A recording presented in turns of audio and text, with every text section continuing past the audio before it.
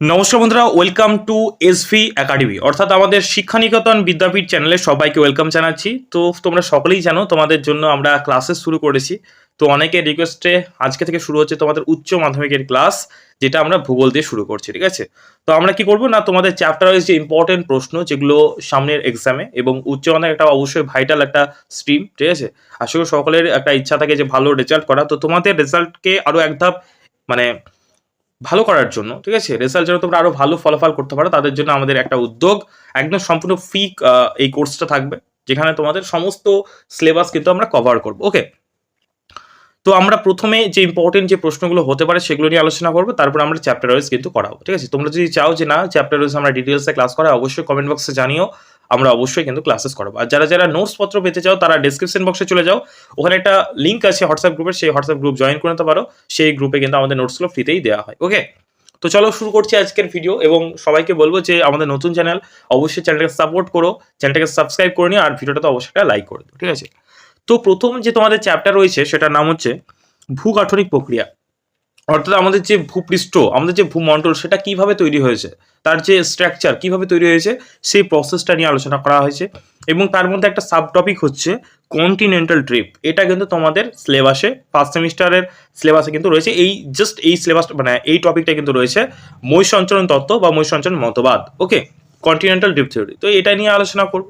তো অবশ্যই তোমাদের শর্ট কোশ্চেন আলোচনা করবো, তার আগে একটু বিশদে আমরা জেনে নিই যে এই থিওরিটা কে দিয়েছিলেন বা এই থিওরিটার মূল বক্তব্য কি। ওকে, তো তোমাদের প্রথমে বলে রাখি যে মৈসঞ্চরণ যে তত্ত্ব, ঠিক আছে, জার্মান আবহবিদ আলফ্রেড ওয়েগনার এই সম্পর্কে একটা পূর্ণাঙ্গ ও যুক্তিসম্মত মতবাদ দেন। ঠিক আছে, এই যে মৈসঞ্চরণ সম্পর্কে এই মতবাদটি কিন্তু কন্টিনেন্টাল ড্রিফট থিওরি নামে কিন্তু পরিচিত। ওকে, এবং তিনি কি কি জানান না, তিনি জানান যে এই যে তোমার আমরা বলি না মহাদেশ, যেটাকে বলে কন্টিনেন্ট, ঠিক আছে, বা মহাসাগর ওসিয়ান, তো তিনি জানান যে তিনি এই সমস্ত নিয়ে গবেষণা করেন, এবং গবেষণা করার পর যেই যে ডেটাগুলো তিনি কালেক্ট করতে পারেন সেটা তার একটা বই, যে বইটার নাম the origin of continents and Ocean গ্রন্থে তিনি কিন্তু প্রকাশ করেন।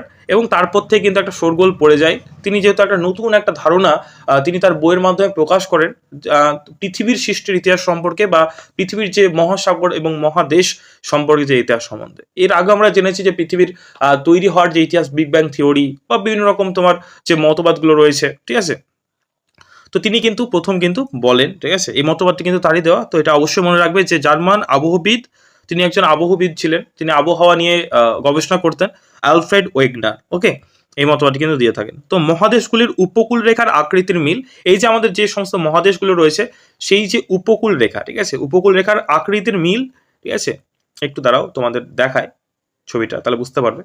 এই যে উপকূল যে রেখাগুলো রয়েছে সেইগুলোর মিল, যে খাঁজ খাঁজ যে উপকূল যে রেখা মানে সাইডের যে জায়গাগুলো, সেগুলোর মিল দেখে তিনি কিন্তু তার যে সাদৃশ্য, তার যে সিমিলারিটিস, এগুলো তিনি দেখেন।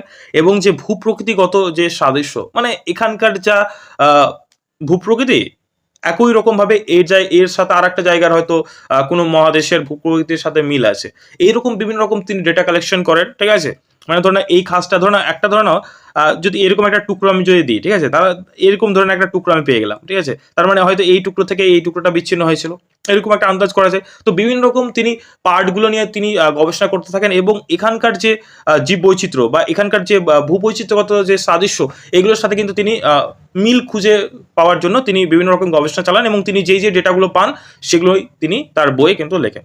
তো এই সমস্ত মিলগুলো পাওয়ার পর, সিমিলারিটিস বা সাদৃশ্যগুলো পাওয়ার পর তিনি কিন্তু মনে করেন যে শিয়াল, ঠিক আছে, শিয়াল যে ভূত্বকগুলি অতীতে কিন্তু এই যে ভূত্বকগুলো, এই যে সমস্ত যে মহাদেশগুলো, এগুলো সব এক জায়গাতেই ছিল, মানে কখনো কিন্তু আলাদা হয়নি। যেমন আমাদের ভারতবর্ষ এখন বিভিন্ন রূপে পাকিস্তান বাংলাদেশ রূপে বিচ্ছিন্ন, আগে যেমন একটাই আমাদের অখণ্ড ভারতবর্ষ ছিল, সেরকমই ভাবে প্রত্যেকটা ভূখণ্ড কিন্তু একটা জায়গাতেই ছিল। বিভিন্ন রকম কারণবশত, সেটা প্রাকৃতিক হতে পারে, বিভিন্ন রকম ফিজিক্যাল রিজনের কারণে কিন্তু এগুলো আস্তে আস্তে বিচ্ছিন্ন হয়ে পড়ে, এগুলো ভেঙে আলাদা আলাদা হয়ে যায়, এটাই কিন্তু তিনি জানান। ঠিক আছে, পরবর্তীকালে এই অখণ্ড মহাদেশ ভেঙে গিয়ে পরস্পর থেকে বিচ্ছিন্ন হয়ে বিভিন্নভাবে ভাসতে ভাসতে বর্তমান যে অবস্থা, আমাদের যে ওয়ার্ল্ড যে তুমি যদি ম্যাপটা দেখো তাহলে বুঝতে পারবে যে বর্তমান অবস্থা এটা আসে। বর্তমানে যে 7টি মহাদেশ বিভিন্ন দিকে স্থান পরিবর্তন করেছে, মহাদেশগুলি এই ভেসে বেড়ানো বা স্থান পরিবর্তনকে এক কথায় বলা হয় মহাদেশীয় সঞ্চরণ। আশা করি বুঝতে পারলে। ওকে, তাহলে যেটা বলতে চাইলাম, এই যে সমস্ত ভূখণ্ডটা এটা এক জায়গাতেই ছিল এবং এটা কালের নিয়মে বিভিন্ন রকম কারণবশত, ঠিক আছে, প্রাকৃতিকগত কারণে কিন্তু এটা ভেঙেছে এবং কিন্তু আলাদা আলাদাভাবে বিচ্ছিন্ন অবস্থায় আছে। এটাকে বলা হচ্ছে the theory of continental drift. তো এখানে এই থিওরিটা পড়তে গিয়ে আমরা কিছু কিছু টার্ম পাবো, যেমন হচ্ছে প্যানজিয়া, প্যানথালাসা, যেগুলো তোমরা নিচু ক্লাসেও তোমরা পড়েছো। তো প্যানজিয়া কি একটু জেনে নেবো। প্যানজিয়া হচ্ছে এই যে তোমার যেটা বললাম যে মহাদেশ, ঠিক আছে। ভূবিজ্ঞানী ওয়েগনার তার মহিষঞ্চরণ মতবাদে বলেন যে তোমার কার্বনিফেরাস উপযুগে বর্তমান যেটা দক্ষিণ গোলার্ধের মধ্যে অক্ষাংশে পৃথিবীর সমস্ত মহাদেশ ও ভূখণ্ড যেটা তোমার আফ্রিকাকে বেষ্টন করে এক বিশাল অখণ্ড মহাদেশ রূপে অবস্থান করতো, ঠিক আছে। এই যে সুবিশাল যে অখণ্ড, মানে এই যে এখন হয়তো ভাঙা ভাঙা অবস্থায় রয়েছে, ঠিক আছে, ঠিক আছে। এই টোটাল যে অখণ্ড যে তোমার ভূপৃষ্ঠ যেটাকে আমরা বলতে পারি, সমস্ত ছিল একটা অংশ, ঠিক আছে। এটা কিন্তু একটাই অংশ ছিল, দুটো মানে টোটাল তিনি বলেছেন যে এই যে এখন যে বিভিন্ন রকম ভাগে বিভক্ত যে অংশগুলো সেটা কিন্তু ছিল না, ঠিক আছে। একটাই অংশ ছিল যেটা যেটা ভূ যে ভাগ, ঠিক আছে, যে তোমার সেটাকে আমরা বলছিলাম বা সেটাকে বলা হতো প্যানজিয়া। প্যানজিয়া নামে একটা ভূখণ্ড ছিল যেটাকে বলা হতো প্যানজিয়া। শব্দটির একটু অর্থ জেনে না। প্যান মানে হচ্ছে অল, ঠিক আছে, PAN, প্যান মানে হচ্ছে অল, ঠিক আছে। আর জিয়া, জিয়া মানে হচ্ছে কন্টিনেন্ট, জিয়া মানে হচ্ছে কন্টিনেন্ট, ঠিক আছে। মানে এক কথা যদি আমরা বলি, এটা যদি বাংলা করি তাহলে একত্রিত বা সম্মিলিত মহাদেশ যেটা দাঁড়ায়, ঠিক আছে। তাহলে প্যানজিয়া মানে হচ্ছে সমস্ত মহাদেশকে বোঝায়। আর প্যানথালাসা মানে কি? প্যানথালাসা তার ঠিক উল্টোটা। এই যে এই যে আমাদের যে মহাদেশকে বিস্তৃত করে রয়েছে যে সুগভীর বা সুবিশাল যে মহাসাগর, এইটাকে এক নামে ডাকা হতো, সেটা হচ্ছে প্যানথালাসা। এই দুটো টার্মের কথা কিন্তু আমরা পাবো, ওকে, ঠিক আছে।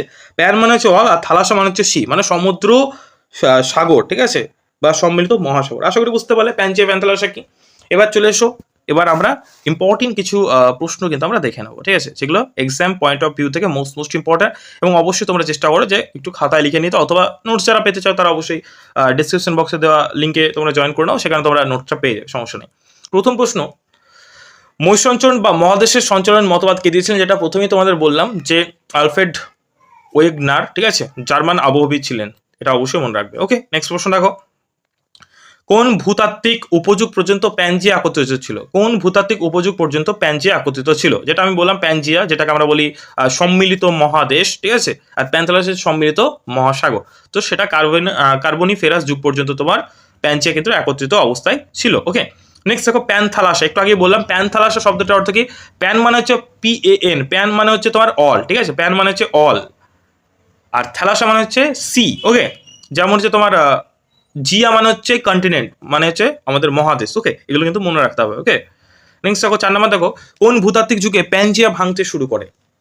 কোন ভূতাত্ত্বিক যুগে প্যানজিয়া ভাঙন শুরু হয়? তো সঠিক উত্তর হবে মেসোজয়িক যুগে কিন্তু প্যানজিয়া ভাঙতে শুরু করে। ওকে, নেক্সট প্রশ্ন দেখো, মহাদেশ পশ্চিম দিকে স্থানান্তরিত হয়ে কোন পর্বতের সৃষ্টি হয়? মহাদেশ পশ্চিম দিকে স্থানান্তরিত হয়ে কোন পর্বতের সৃষ্টি হয়? সঠিক উত্তর হবে রকি পর্বত। নেক্সট দেখো গান্ডুয়া ল্যান্ড, এগুলো সবগুলোই কিন্তু জানবে, এটাকে গন্ডুয়া ল্যান্ড সবকিছু বলা হয়, ঠিক আছে। গন্ডুয়া ল্যান্ড ভেঙে উত্তর দিকে স্থানান্তরিত হয়ে কোন পর্বতের সৃষ্টি হয়? সঠিক উত্তর হবে হিমালয়। আমাদের যে হিমালয় যে মাউন্ট রেঞ্জ, সবচেয়ে বড় মাউন্ট রেঞ্জ, যেটার কারণে কিন্তু আমাদের প্রচুর কিন্তু আমাদের ভারতবর্ষে কিন্তু সাহায্য হয়। আমাদের যে বৃষ্টিপাত বলো, আমাদের যে বহিঃশত্রু থেকে রক্ষা, এগুলো কিন্তু আমাদের হিমালয় পর্বতমালায় কিন্তু করে থাকে, ঠিক আছে। নেক্সট দেখো 7 নম্বর দেখো কি বলছে, ওয়েগনারের মতে জোয়ারি বলের প্রভাবে মহাদেশগুলি কোন দিকে স্থানান্তরিত হয়? ওয়েগনার বলেছেন যে এই যে জোয়ারি বলের কথা তিনি বলেন, এই জোয়ারি বলের প্রভাবে মহাদেশগুলি কোন দিকে স্থানান্তরিত হয়? না হবে পশ্চিম দিকে, ঠিক আছে, পশ্চিম দিকে কিন্তু স্থানান্তরিত হয়, ঠিক আছে। নেক্সট দেখো 8 নম্বর দেখো, হার্সিয়ান এবং ক্যালি ডোনিয়াল পর্বতমালা কোন মহাদেশে অবস্থিত? সঠিক উত্তর কি হবে? উত্তর আমেরিকা এবং ইউরোপ মহাদেশে অবস্থিত। ওকে, নেক্সট দেখো 9 নম্বর দেখো, দক্ষিণ আমেরিকা ব্রাজিল অংশের শিলা ভাজের সঙ্গে কোন মহাদেশের দক্ষিণ অংশে শিলা ভাজের মিল আছে? দক্ষিণ আমেরিকার যে ব্রাজিল অঞ্চল, যেটা বললাম যে খাজে খাজে মিল তিনি কিন্তু দেখতে পান, এটার কথা বলা হয়েছে। দক্ষিণ আমেরিকার ব্রাজিল অংশের শিলা ভাজের সঙ্গে কোন মহাদেশের দক্ষিণ অংশের শিলার ভাজের মিল আছে? সঠিক উত্তর হবে আফ্রিকা মহাদেশ হবে সঠিক উত্তর। ওকে, নেক্সট প্রশ্ন দেখো, লরেসিয়া প্যানজিয়ার কোন অংশ থেকে সৃষ্টি হয়েছে? সঠিক উত্তর হবে প্যানজিয়ার উত্তর অংশ থেকে কিন্তু লরেসিয়া সৃষ্টি হয়েছে। নেক্সট দেখো গন্ডোয়াল্যান্ড প্যানজিয়ার কোন অংশ থেকে সৃষ্টি? সঠিক উত্তর হবে দক্ষিণ অংশ। এইগুলো কিন্তু মোস্ট ইম্পর্টেন্ট। এবং এই যে টপ টপ 30, ঠিক আছে, প্রশ্ন তোমাদের করাবো। এটা কিন্তু তোমাদের পরীক্ষার পয়েন্ট অফ ভিউ থেকে মোস্ট ইম্পর্টেন্ট। আশা করি এইগুলোর মধ্যেই তোমরা কিন্তু কমন পাবে। তো এরকমভাবে আমরা সাজেস্টিভভাবে এমসিকিউ ফরম্যাট, অনলাইনের ফরম্যাট, যেই টাইপ তোমাদের হয়, এর থেকেও হাই লেভেলের যে শর্ট কোশ্চেনগুলো তোমাদের আসে, ঠিক আছে, বিভিন্ন রকম ম্যাচিং, স্টেটমেন্ট বেস, ঠিক আছে, বা তোমাদের পিকচার মেথডের মাধ্যমে যে প্রশ্নগুলো করা, সব রকমই আনবো। তো আমরা এইভাবে শুরু করলাম, ঠিক আছে। অবশ্যই চ্যানেলটাকে সাবস্ক্রাইব করে নিও। সমস্ত রকম ক্লাস তোমাদের ডিমান্ড অনুযায়ী কিন্তু আমরা করাবো। ওকে, নেক্সট চলো। 12 নম্বর, মহাদেশের উপকূল অঞ্চলের আকৃতির সমতা ভিত্তিক মিলনকে কি বলা? সঠিক উত্তর হবে জিগস ফিট, ঠিক আছে, জিগস ফিট। এই যে সমতা ভিত্তিক যে মিলন, যে আকৃতির সাথে মানে একটার সাথে আর একটা খাজ মিলে যাচ্ছে, ঠিক আছে। আমরা অনেক সময় হয় না, ম্যাচিং বাচ্চাদেরকে দেখবে ছোট ছোট প্লাস্টিকের খেলনা থাকে যেগুলো ধরো ম্যাচিং করতে বলা হয়। ধরো না এটা এরকম আছে, ঠিক আছে, আবার আরেকটা ধরনের এরকম একটা রয়েছে, ঠিক আছে, দিয়ে এটার সাথে মিলাতে বলছে। আমরা ছোটতে খেলতাম না, ঠিক আছে, এরকম এই যে মিল, সব কিছু, সব কন্টিনেন্টগুলো একসঙ্গে মিলে যাচ্ছে। যদি মানে সেগুলোকে কাছে নিয়ে এসে যদি সবগুলো মেলানো হয়, এই যে একটু ছবির মাধ্যমে একটু বলে দিই তাহলে সুবিধা হবে। এই যে তোমাদের এই যে ছবিগুলো রয়েছে, এই যে সবগুলো যদি মানে উনি এই যে সবগুলো এই যে প্যানজিয়া একসঙ্গে, এবং এখান থেকে কিন্তু আস্তে আস্তে ভেঙেছে এবং দূরে গিয়েছে।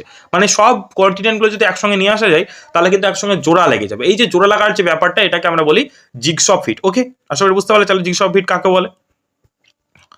এবং আমাদের যে অফলাইনে ক্লাসেস করানো হয়, ঠিক আছে, তো সেই অফলাইন ক্লাসেরই আমাদের একদম পেড নোটস থেকে করাচ্ছি, ঠিক আছে। মনে করো না সেখান থেকে নেওয়া, এটা একদম আমাদের অফলাইন ইনস্টিটিউট রয়েছে, সেই ইনস্টিটিউটের নোটস তোমাদের করাচ্ছি, ঠিক আছে। এইরকমভাবেই আমরা ছেলেমেয়েদেরকে পড়িয়ে থাকি। ওকে, নেক্সট দেখো, প্রাচীনকালের মহাদেশের বিভিন্ন অংশে উদ্ভিদের কোন জীবাশ্ম পাওয়ার ঘটনাকে মহাদেশের সঞ্চালনের সাপেক্ষে প্রমাণ হিসেবে তুলে ধরা হয়? সঠিক উত্তর হবে গ্লসপটেরিক্স। ওকে, নেক্সট দেখো, গন্ডোয়াল্যান্ড থেকে সৃষ্ট মহাদেশীয় অংশগুলির নাম লেখো। সঠিক উত্তর হবে দক্ষিণ আমেরিকা, আফ্রিকা, অস্ট্রেলিয়া, দক্ষিণ ভারত এবং আন্টার্কটিকা। নেক্সট দেখো, 15 নম্বর, প্যানজিয়ার উত্তর অংশকে কি বলা হয়? সঠিক উত্তর হবে লরেসিয়া। তাহলে জেনে গেলে যে লরেসিয়া যে টার্মটা, যেটা বারবার পাচ্ছে, যে প্যানজিয়ার যে উত্তর অংশ, উপরে যে অংশটা, সেটাকে বলা হচ্ছে লরেসিয়া। ওকে, লরেসিয়া মহাদেশীয় অংশগুলির নাম কি? তো সঠিক উত্তর হবে উত্তর আমেরিকা এবং ইউরেশিয়া। ওকে, ইউরেশিয়া। ওকে,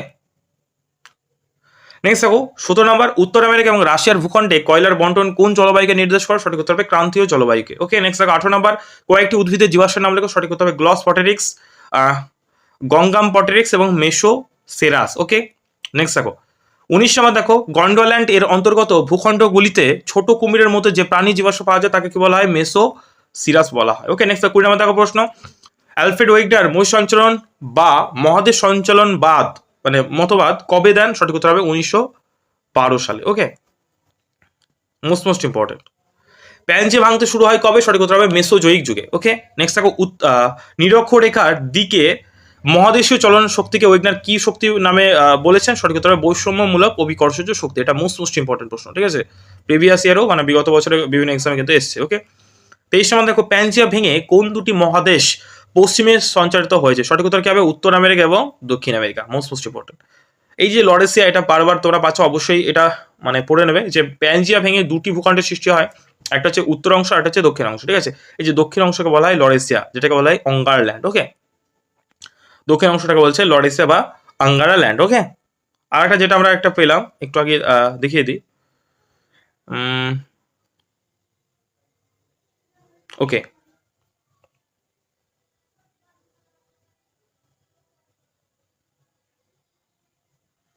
প্যান্থালাসে দেখো, প্যান্থালাসে কি কার্বনিফেরাস উপযুগে প্যানজিয়াকে ঘিরে যে সুবিশাল মহাসাগর অবস্থান করতো তাকে বলা হয় ওয়েগনার, তার নাম দেন হচ্ছে প্যান্থালাসা। ওকে, কার্বনিফেরাস উপযুগে প্যানজিয়াকে ঘিরে মানে এই যে প্যানজিয়া টোটাল যে কন্টিনেন্টটা ছিল তাকে ঘিরে যে আমাদের যে কন্টিনেন্ট মানে যেটাকে আমরা বলি ওশিয়ান, ঠিক আছে, যে সাগরটা অবস্থান করছিল, সমস্ত যে অল সি, এইটাকে বলছে প্যান্থালাসা, ঠিক আছে। ওকে, নেক্সট দেখো, আওয়ার ওয়ান্ডারিং কন্টিনেন্ট গ্রন্থের রচনা থাকে। সঠিক উত্তর হবে ডো টয়েট বা ডিউ টয়েট। ওকে, কোন মহাসাগর প্যান্থালাসের অংশ হিসেবে আজও রয়েছে? কোন মহাসাগর প্যান্থালাসের অংশ হিসেবে আজও রয়েছে? সঠিক উত্তর হবে প্রশান্ত মহাসাগর। ওকে, নেক্সট দেখো, টেথিস কি? টেথিস হচ্ছে গন্ডোয়াল্যান্ড ও লরেসিয়া বা এই লরেসিয়া অঙ্গারল্যান্ড নামে কিন্তু পরিচিত। ওকে, একই নাম। ওকে, এর মধ্যবর্তী অগভীর সমুদ্রকে টেথিস সাগর বলা হয়। ওকে, গন্ডোল্যান্ড এবং লরেসিয়া বা অঙ্গারল্যান্ডের মধ্যবর্তী যে অগভীর যে সমুদ্রকার সেটাকে বলা হয় টেথিস। ওকে, পশ্চিম কর্ডিলেরা কি? না রকি এবং আন্দিজ পর্বতকে একসঙ্গে পশ্চিম কর্ডিলেরা বলা হয়। ওয়েগনার মেরুযাত্রা বলতে কি বুঝেছেন? সঠিক উত্তর হবে মহাদেশগুলির দক্ষিণ মেরু থেকে গমন। ওকে, আজকে লাস্ট প্রশ্ন দেখো, প্যানজিয়া অল্টিমা কি না, বর্তমানে মহাদেশগুলো সঞ্চালিত হতে হতে কোনো এক সময় পরস্পরের সঙ্গে মিশে গিয়ে যে বৃহৎ মহাদেশ গঠিত হবে তাকে প্যানজিয়া অল্টিমা বলা। এটা জাস্ট অ্যাজাম্পশন করা বলা হয়েছে যে বর্তমানে যে মহাদেশগুলো সঞ্চালিত হয়ে কোনো সময় একটা পরস্পর কি হবে না, কোনো একটা সময় আবার যেইভাবে বিচ্ছিন্ন হয়েছিল, ঠিক আছে, যেইভাবে টুকরো টুকরো হয়েছিল মহাদেশগুলো বিভিন্ন রকম কারণে, যে সেগুলো বিভিন্ন পার্টগুলো বিভিন্ন রকম জায়গায় কিন্তু ছড়িয়ে পড়েছে, কোনো আবার কিন্তু একই রকমভাবে পরস্পর কিন্তু তারা মিশে গিয়ে আবার যে বৃহৎ মহাদেশ গড়তে হবে সেটাকে বলছে। সেই যে প্রক্রিয়া জাস্ট অ্যাজাম্পশন করা হচ্ছে, আমাদের যারা ভূবিদ যারা রয়েছেন